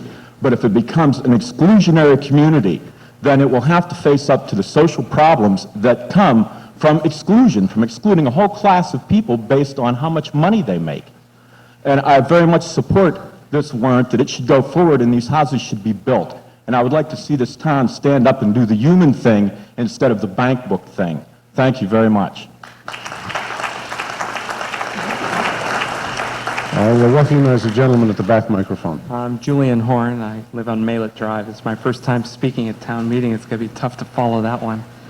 I just want to add a few things from my own experience. I again want to say that the odor problem from the plant is something that actually does exist. We've all seen it in our neighborhood. We never called up the Board of Health because we didn't think it'd do any good. We don't think they're going to close the sewage plant, and we just figure sewage plants smell. That's the way they are. And we believe, despite this expert opinion, that cutting down these trees will increase the flow of air from this plant to our homes. And I find it unbelievable that people can claim with a straight face that cutting down the trees will remove the odors when they're standing between us and the plant. It's just amazing to me. I looked around for some documentation, evidence of what I thought was an obvious fact, and the only thing I could come up with was a headline that was on one of these joke books that Jay Leno has, which said that trees can break wind. I couldn't find the article that went underneath it. I think that there must have been something good there. Well, you can probably get together with Mr. Lake. think, and work something out with the fire truck. I'd just like to say that, we've never been involved in a local political issue before here, and I would like nothing better than to forget about our neighborhood meetings and the letters to the editor and gathering facts and preparing statements. And we, the people in this neighborhood, are just ordinary people who are very upset, and I think rightly worried about the effects of this development on our quality of life. And we're not just a bunch of NIMBYs who irrationally oppose all affordable housing in our neighborhood. We oppose any development, in fact, of this land, and we're a little nervous hearing all these people say, well, now we found this asset, let's go sell it. I would like to put in a plea here that it be considered later at some time when this vote is over, to keep these entire 20 acres of woods as possible future conservation land. I think that would be a good and appropriate use of this land. It not only is a good recreation site already, it butts the Aspet River, it's a nesting place for birds, it has a well-worn path you can walk through. I heard this figure of 611 acres of natural land that's in town. I looked around at the nearby conservation lands because I thought I might have to find another place to go for a walk if this thing gets built, if the thing all gets sold out. And I walked into the nearest one, I went in up to my ankle in mud. And so not all conservation land is suitable recreation land, first of all, and this land is. And if we ever do dredge the sludge out of the Aspet River, it could be really a beautiful place. So as was said at one point here, that selling a capital asset in order to pay for whatever project is popular now is, I think, a bad thing to do. The town has owned this land for 27 years. It's been maintained in its natural state. And why is it a good idea to destroy it now? We have a certain amount of natural land that exists in Acton. A lot of it is privately owned and will eventually be developed. So at some point in the future, all the natural land we have is what we have now and hold on to. And I think that this is land that could be a valuable thing to hold on to, and I would resist the attempt to sell it. And in fact, from my point of view, it serves even a dual purpose as conservation land, since it does also serve as a buffer between these homes and the sewage plant, and further down on this lot between us and Route 62, which has a certain amount of traffic noise and light and so on. The plant is lit up 24 hours a day with lights, high lights on tall poles. It's an ugly industrial plant. It's big concrete buildings. We don't like to look at it. In the winter, when the trees have no leaves, it's directly visible, and it's amazing how close it appears. In summer, now, when the trees are there, when the leaves are up, it's really practically invisible. It's not that bad a problem unless the wind is blowing in your direction and something foul comes over. So I think, the woods are working to the extent that they can. They can't obviously block all the odor, but they're doing something good. Also, I'd like to say that there are a lot of problems that facing the town of Acton. Affordable housing is one of them.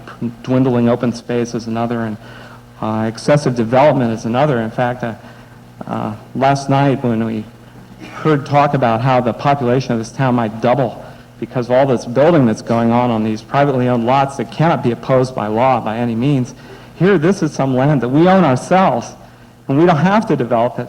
And here we're going to go develop and add to this enormous crunch that we already have. It doesn't make any sense to me. I'm done. I'll stop.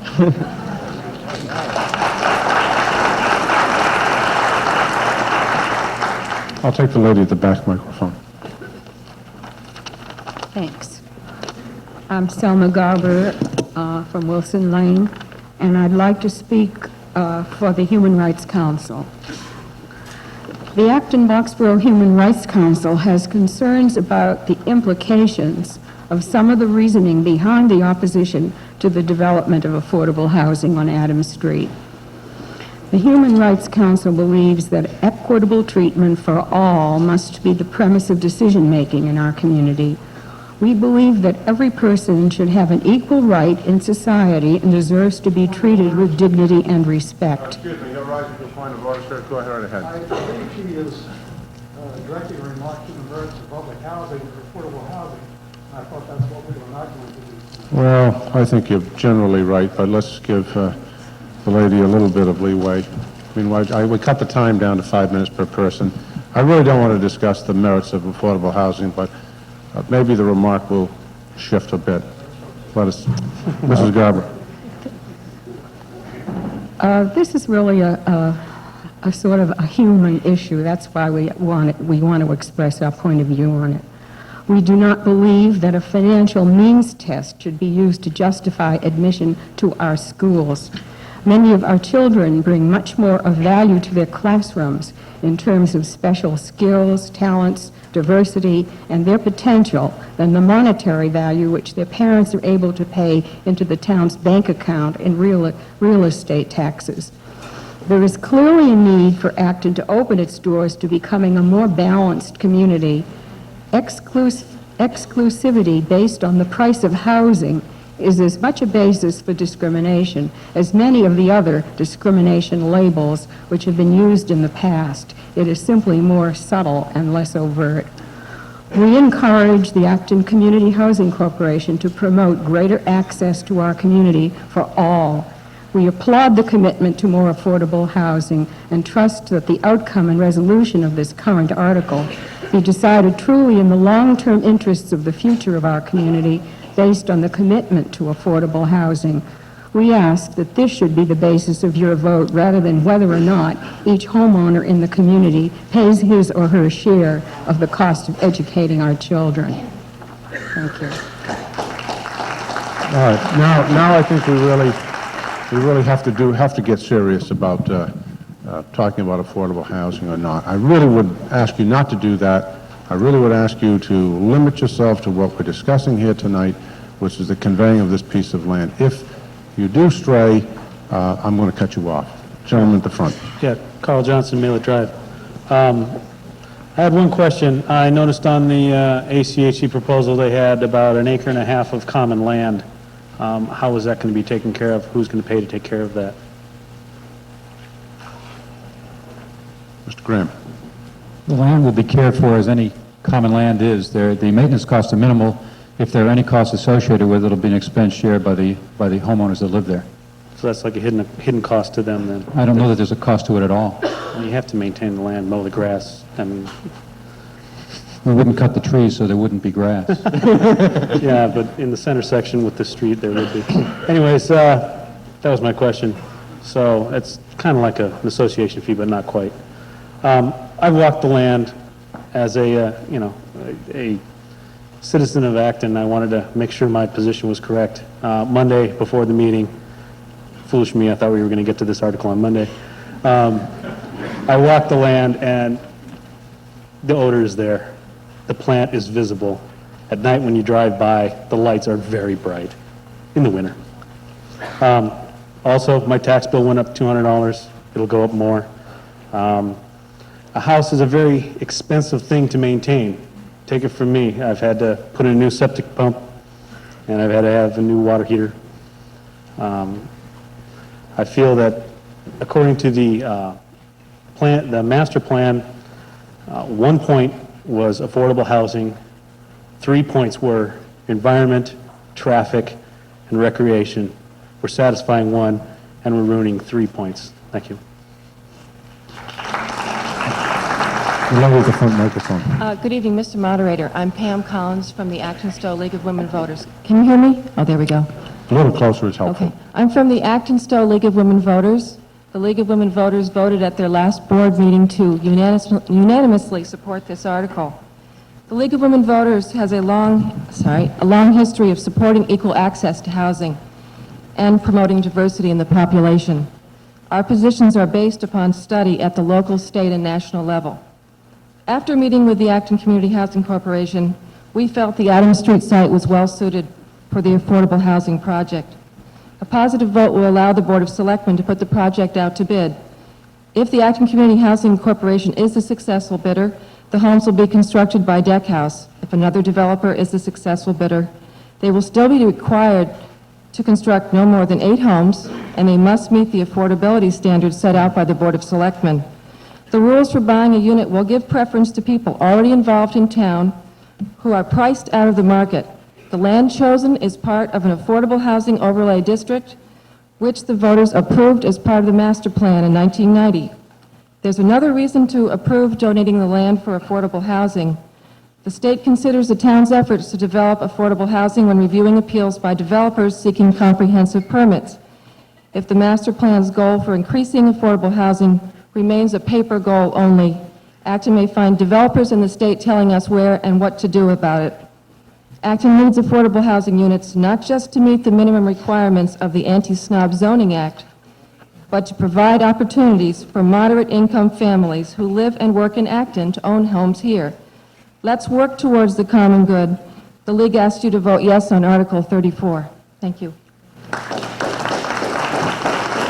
Gentleman at the back microphone. Me? Yes. I have an emotional appeal. I think all the talk that I've heard here tonight, my name is Ben Walker, I live at 31 Adams Street. And I think all the arguments are great. I'm not against affordable housing, but I've raised 3 kids on Adams Street, and the one thing that really scares the hell out of me, I wouldn't want any of my kids to buy there simply because I would be afraid that my grandkids would be able to get down in that plant. There are many holes under that fence. I've walked it many times. And if they were to get into one of those circular rotating vats, we'd have a lost life. And that is my main argument. I strongly am in support of affordable housing, but not in this location.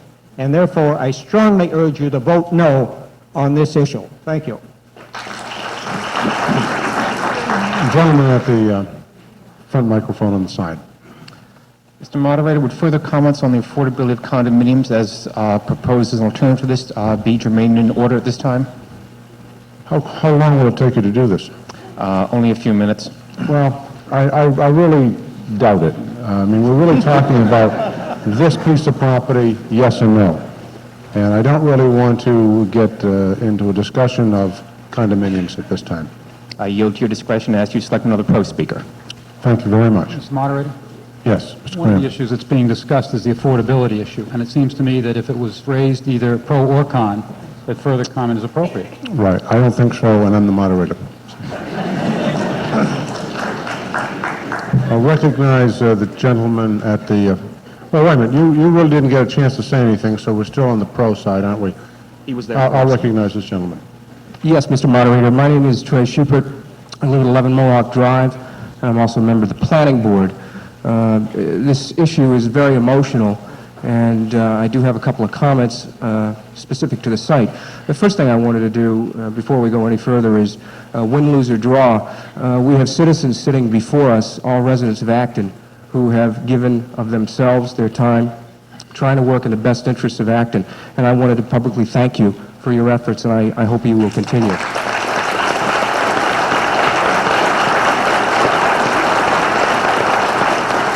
Secondly, regarding the site, I've also walked the site at various points in time. I have also smelled the odors, but as an avid runner throughout Acton, I can tell you on a rainy day, and I guarantee it'll happen tomorrow, I will run by homes and I will also smell odors coming from septic systems at homes. So this is something that we all have to deal with. As far as the site goes, I support the article. There's a question of whether this is going to be 5 houses or 8 houses. I would say that, well, we've looked at some preliminary plans, and they look good. From my perspective, nothing's final yet. It needs to come before the town boards. The planning board is a special permit granting authority. And what we try to do is work with the residents. There would be public hearings, and I know that if this article is passed, there'll be a lot of public input into the final plan, and I would again urge everybody's support of this article. Thank you. Gentleman at the back microphone.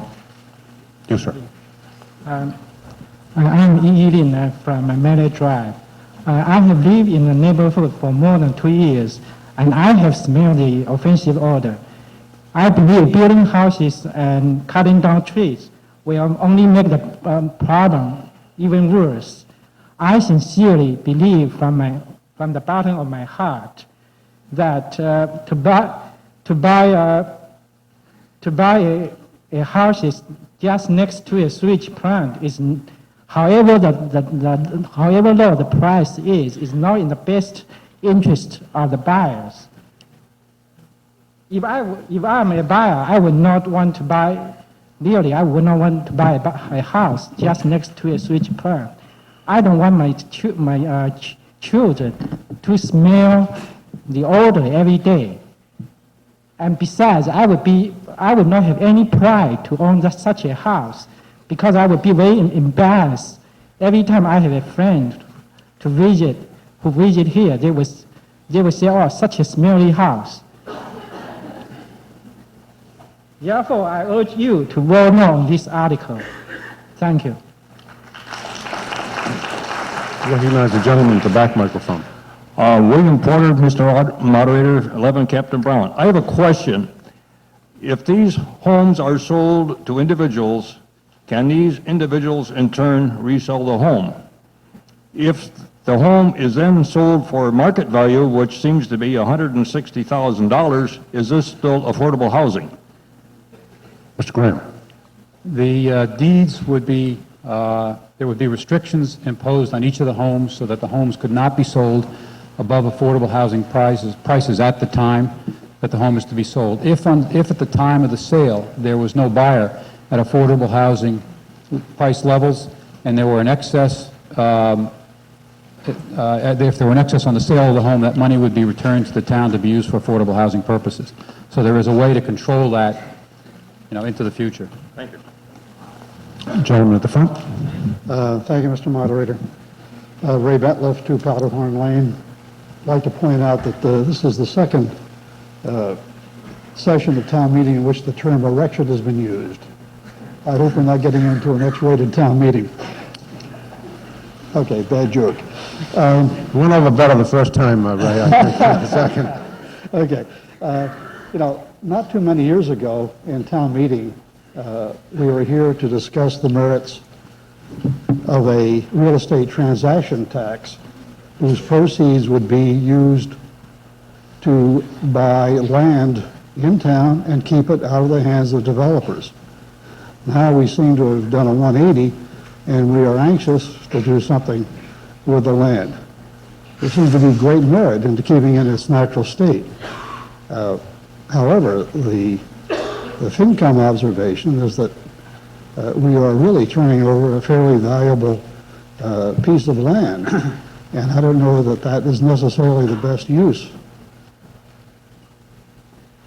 And I would suggest that we defeat this article and take a closer look at the value of the land and consider whether or not the proceeds from a sale could be used better to provide subsidized housing in town. Thank you. And we've discussed this article now for an hour and close to 3/4. I certainly want to give everybody a chance to speak. Mr. Moderator, point of order. I'm sorry, I'm not through speaking yet. And I would like to give everybody a chance to speak, but I would hope you could add something new to the discussion and not just repeat what has been already said. I think you've spoken once to the article already. I'd like to make a motion that I think is privileged. If it's not, tell me. Well, it isn't your turn to do that. That's the gentleman in the back. Well, you can rise to a point of order if you wish to. Do you have a point of order? I have a point of order. I would What like is to your know point of whether order? a motion to lay this on the table is in order at this point. I would like to walk the land. I know there's a great urge to get this done one way or the other. I'd like to know what I'm voting on. I move to lay it on the table until tomorrow evening. All right, that's a valid motion. Do I hear a second to it?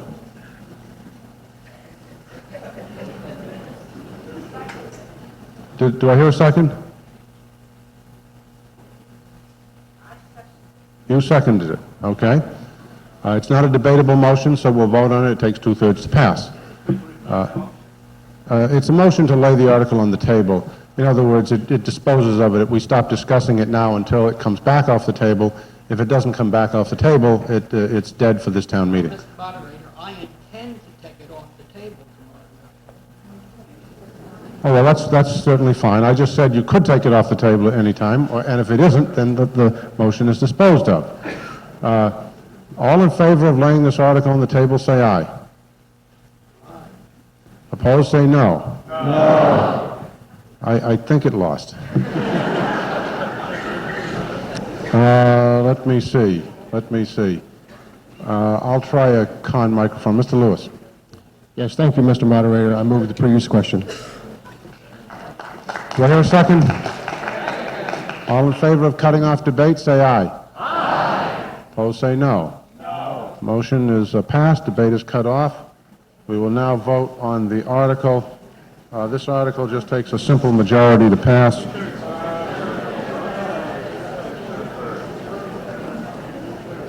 Why is it two-thirds?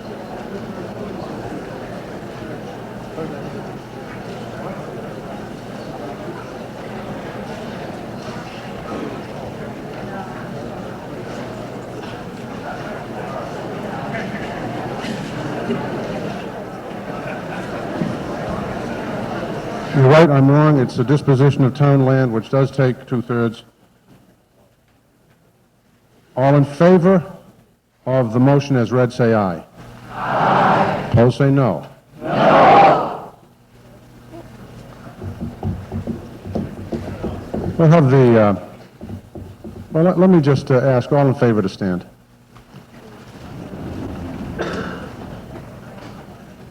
Okay, would you be seated, please?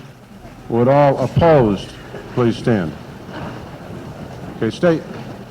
All right, please be seated.